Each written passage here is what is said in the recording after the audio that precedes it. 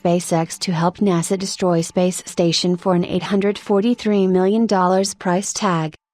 A part of the habitation module of NASA's Lunar Space Station Gateway is visible after teams completed their welding tasks in April.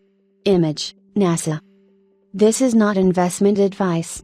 The author has no position in any of the stocks mentioned. .com has a disclosure and ethics policy. SpaceX has won a major contract from NASA to deorbit the International Space Station, ISS, from low Earth orbit, LEO, according to a press release from the space agency late yesterday evening. The contract is worth $843 million, and it will allow NASA to safely deorbit the ISS to ensure that the station does not impact any populated areas. The ISS is humanity's first space laboratory, and it has spent decades in space, allowing researchers and scientists to leverage the unique environment offered by microgravity to conduct experiments. SpaceX is now responsible for deorbiting ISS and launching NASA's Moon Space Station. The ISS traces its history back to the late 1990s, with the first module launched by Russia in 1998. The first crew took charge of the laboratory in late 2000, and since then, hundreds of crew members have visited the station using Russia's Soyuz spacecraft, NASA's Space Shuttle, and more recently, SpaceX's Crew Dragon. The fourth ISS crewed ship, Boeing's Starliner, is currently docked at the station as part of a test mission that seeks to certify a second US-based spacecraft for crewed launches from American soil.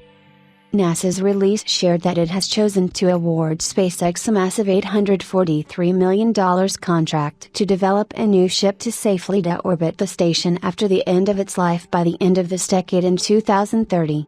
Unlike SpaceX's crew and cargo NASA missions, which see the firm operate the Dragon spacecraft by itself, SpaceX will not operate the ISS deorbit spacecraft.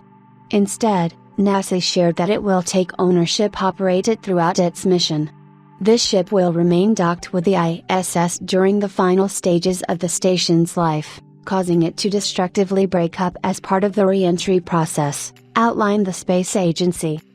The NACA module as it docked with the International Space Station, ISS, in July 2021. Image, NASA TV. Since the source selection document for the plans isn't available, it's uncertain what spacecraft SpaceX will choose or develop for the deorbit mission. SpaceX's focus right now is to develop the Starship program for crew and cargo missions to the Moon and Mars. Some other missions, such as NASA's plans to retrieve the Perseverance rover's samples from Mars, have seen SpaceX propose Starship. However, current Starship designs have not featured a docking adapter, which is key for missions to the space station. Yet, docking is an integral aspect of Starship's mission profile for its crewed lunar missions contacted under the Human Landing System, HLS.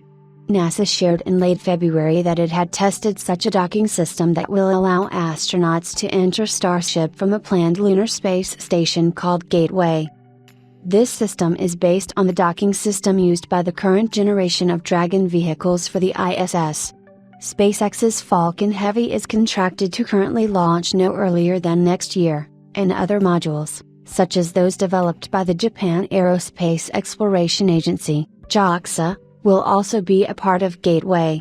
Another JAXA logistics mission is slated to launch in 2030 as part of NASA's Artemis program to land crew on the Moon.